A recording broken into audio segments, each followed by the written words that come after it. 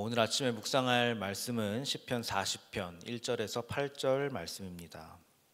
거룩하신 하나님의 말씀입니다. 내가 여호와를 기다리고 기다렸더니 귀를 기울이사 나의 부르짖음을 들으셨도다. 나를 기가 막힐 웅덩이와 수렁에서 끌어올리시고 내 발을 반석 위에 두사 내 걸음을 견고하게 하셨도다. 새 노래 곧 우리 하나님께 올릴 찬송을 내 입에 두셨으니 많은 사람이 보고 두려워하여 여호와를 의지하리로다. 여호와를 의지하고 교만한 자와 거짓에 치우치는 자를 돌아보지 아니하는 자는 복이 있도다. 여호와 나의 하나님이여, 주께서 행하신 기적이 많고 우리를 향하신 주의 생각도 많아 누구도 주와 견줄 수가 없나이다. 내가 널리 알려 말하고자 하나 너무 많아 그 수를 셀 수도 없나이다.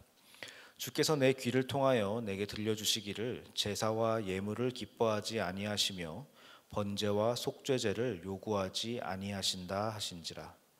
그때에 내가 말하기를 내가 왔나이다. 나를 가리켜 기록한 것이 두루마리 책에 있나이다.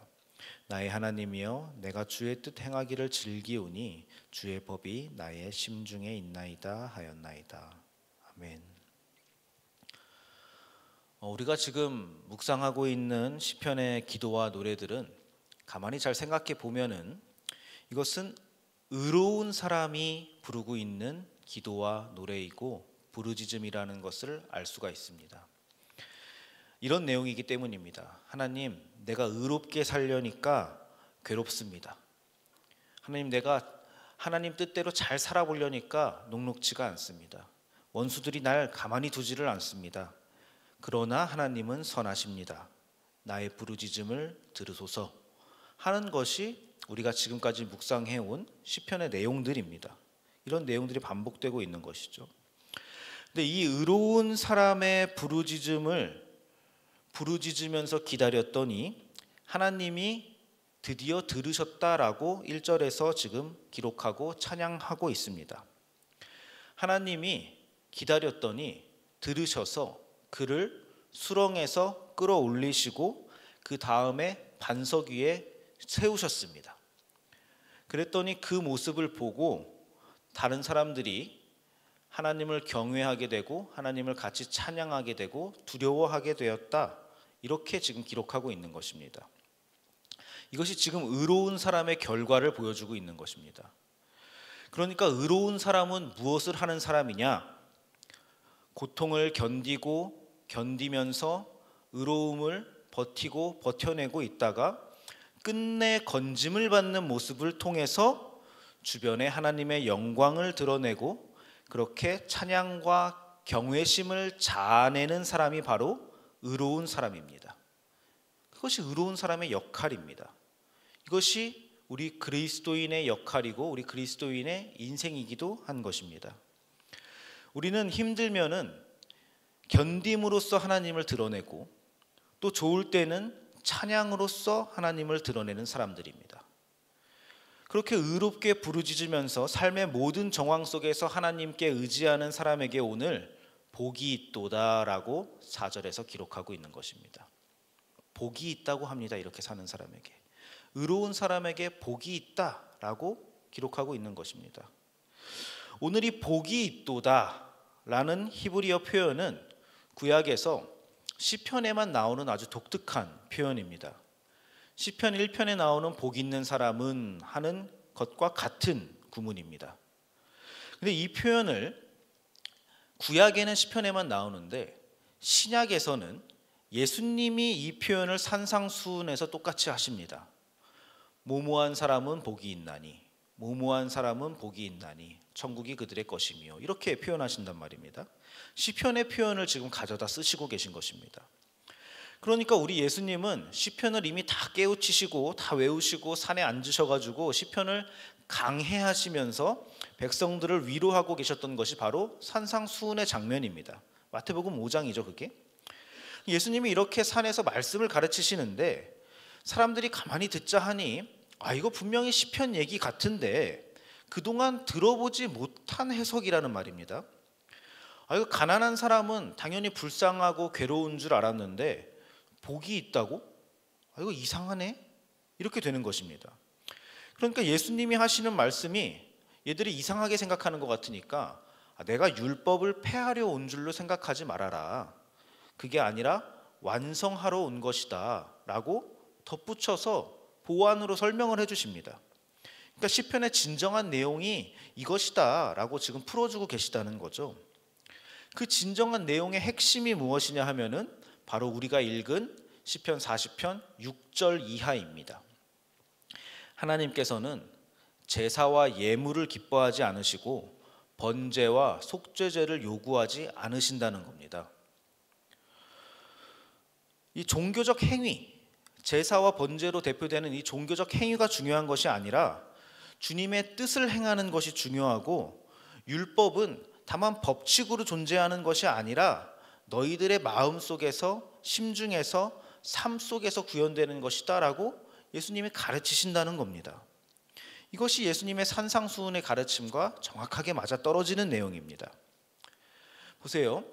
산 위에서 지금 예수님 앞에 있는 가난한 백성들의 아픔은 무엇이냐 하면, 가난하기 때문에 제사를 제대로 드리지 못하는 것, 나도 어린 양, 나도 좋은 염소, 나도 좋은 제물 드리고 싶은데 가진 게 없어서 비둘기 겨우 잡아다 드리고 곡식으로 소제를 겨우 드려야 되고, 또 가난하니까 바빠가지고 종교적 의무를 다하지 못하고, 그러니까 이런 것들이 반복됨으로 인해서 하나님 앞에서 자꾸 죄인이 된 것 같아가지고 심리적으로 위축되는 것, 그래서 심령이 가난해지는 것,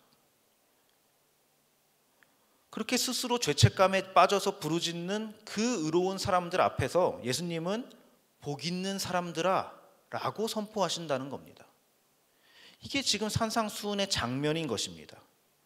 예배가 중요한 게 아니다. 심령이 가난한 것이 중요한 것이다. 너희들이 예배와 제사를 잘 못 드린다고 위축되지 말아라. 죄책감에 빠지지 말아라. 그것이 중요한 것이 아니다 라고 얘기하신다는 겁니다. 놀랍지 않습니까? 그러니까 우리가 산상수훈의 내용은 복이 8가지나 되네 라는 것이 중요한 것이 아니라, 약해져 있는 사람들에게 예수님이 얼마나 위로를 전하고 계시는가, 예수님이 지금 사랑이 무엇인지를 직접 보여주고 실천하고 계신다는 점에서 산상수훈이 위대해지는 것입니다. 여러분, 혹여나 여러 가지 이유로 주님께 최선을 다하지 못하는 것 같아서 위축되어서 심령이 가난하신 분들이 계시다면은 오늘 이 예수 그리스도의 산상의 위로가 있기를 기도드립니다. 예수님은 그런 거 괜찮다 라고 하신단 말입니다. 그러니까 시편이나 예수님께서 줄기차게 주장하시는 것은 뭐냐 하면은 제사나 율법이 중요한 것이 아니라는 것입니다. 근데 이것도 듣는 누군가에게는 그 당시에 이 사람이 지금 율법을 폐하려는 것인가? 라는 생각을 당연히 들게 했을 것입니다. 의심했을 것입니다. 근데 우리가 이 동네 새매줄 성경에는 지금 이 시편의 표제가 적혀 있지 않은데, 오늘 시편 40편의 표제를 찾아보시면은 지휘자를 따라 부르는 노래라고 되어 있습니다. 그러니까 시편 40편이 지휘자를 따라 부르는 노래였대요. 근데 여러분, 지휘자를 따라 불렀다는 것은 무엇을 의미하냐 하면은 이 시편 40편이 성전에서 불리는 노래였다는 얘기입니다. 지휘자를 따라 불렀으니까. 근데 여러분 보세요. 성전에서 불렸던 노래가 지금 성전을 비판하는 내용을 담고 있습니다. 성전 안에서 부르는데 지금 제사가 중요한 것이 아니라고 노래를 하고 있다는 겁니다. 여러분, 이 내용을 제사장들이 동의하지 않았다면 이런 노래를 성전 제2에서 쓸 수가 있었을까요? 불가능했을 겁니다. 그러니까 하루 종일 제사를 집례하는 이 제사장들도 제사를 집례하면서도 정말로 중요한 것이 무엇인지, 무엇이 중요한지를 알고 있었다는 얘기입니다. 이런 이 노래가 성전에서 불렸다는 것은 우리에게 상반되는 2가지 교훈을 제시해 줍니다. 첫째는 무엇이냐? 제사라는 형식이 중요한 것이 아니라 하나님을 향한 진정성 있는 마음과 삶이 중요한 것이다 라는 기본적인 교훈입니다. 2번째 교훈은 무엇이냐? 그럼에도 불구하고 그것을 아는 제사장들은 하루 종일 형식적인 제사를 꾸준히 드렸다라는 것입니다. 이 두 가지가 상반되는 것 같지만 사실은 맞닿아 있는 것입니다. 제사장들이 뭘 몰라서 그러는 것이 아니라는 것이죠. 알지만 형식을 취하고 예배를 꾸준히 드린다는 것입니다. 아니, 오히려 더 잘 알기 때문에 그들은 제사에 헌신하고 있는 것입니다. 이것이 오늘날 우리 그리스도인들이 배워서 살아가야 될 삶의 모습이고 예배를 대하는 우리의 자세가 되어야 할 것입니다. 심중에 정말로 중요한 예배가 무엇인지를 간직하되 그것으로 인해서 예배를 소홀히 하는 것이 아니라 예배의 자리에 나오는 것, 이것입니다. 하나님은 호세아 선지자에게 이렇게 말씀하셨습니다. 호세아 선지자를 통해서 나는 인애를 원하고 제사를 원하지 아니하며 번제보다 하나님을 아는 것을 원하노라, 이렇게 얘기했습니다. 아주 유명한 구절입니다. 인애보다 제사를 원한대요. 그럼 인애를 원하시니까 제사는 필요 없다는 뜻일까요?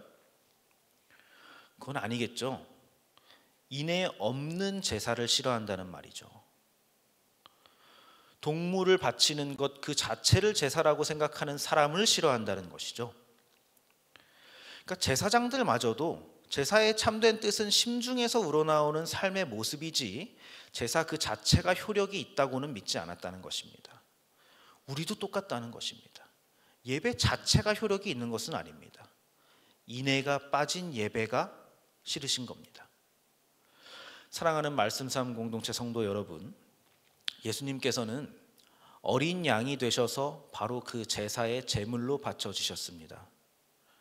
우리는 그 사실을 믿는 사람들이고, 그래서 지금 이 새벽에 또 수요일에, 주일에, 그리고 이래저래 우리는 자주 예배합니다. 중요합니다. 그러나 동시에 십자가 희생 자체에 매몰돼서는 안 될 것입니다. 그 희생 자체, 그 사건 자체에 매몰되는 것이 아니라 나아가 예수님이 가르치신 삶의 모습을 우리는 살아내야 되는 사람들입니다.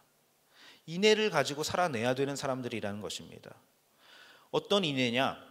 산상에서 사람들을 위로하시는 하나님, 어린아이를 내치지 말라고 말씀하시는 예수님, 죄인들과 함께 식탁에 앉으시는 예수님, 가난한 자들을 찾아가 위로하시는 예수님, 이런 모습들이 우리 삶의 또 하나의 제사가 된다는 말입니다.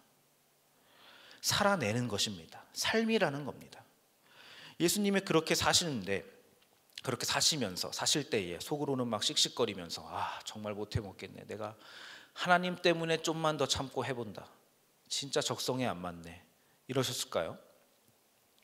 아니겠죠. 그건 인애의 제사가 아니겠죠. 심중에서 주님의 법이 작동했기에 삶으로 살아내신 것이겠죠. 그것이 오늘 시편에서 하고 있는 얘기입니다. 우리도 예수님을 닮아서 억지로 사랑 실천하는 것이 아니라 그 사랑을 좀 즐길 수 있었으면 좋겠습니다.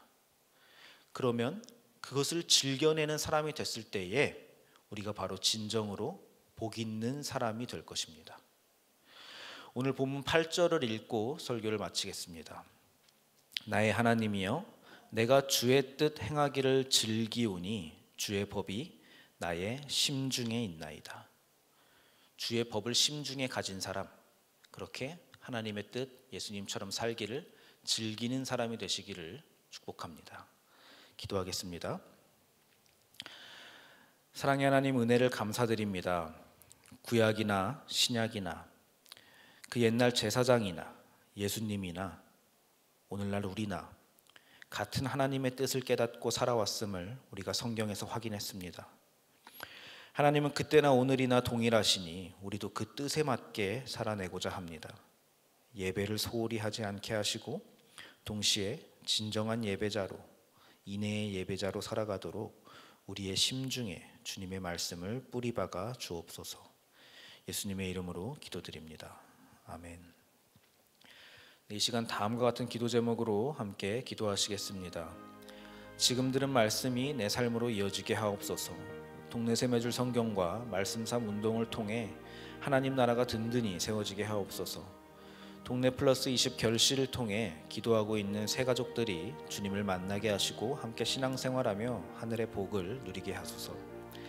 각 가정들을 살펴주셔서 회복과 평안을 누리며 신앙이 전수되는 믿음의 가정이 되게 하옵소서. 육체의 질병과 마음의 질병으로 고통받는 지체들에게 회복과 위로를 부어주옵소서. 수험생 및 취업 준비생에게 준비한 만큼 좋은 결과를 맺을 수 있도록 축복하옵소서.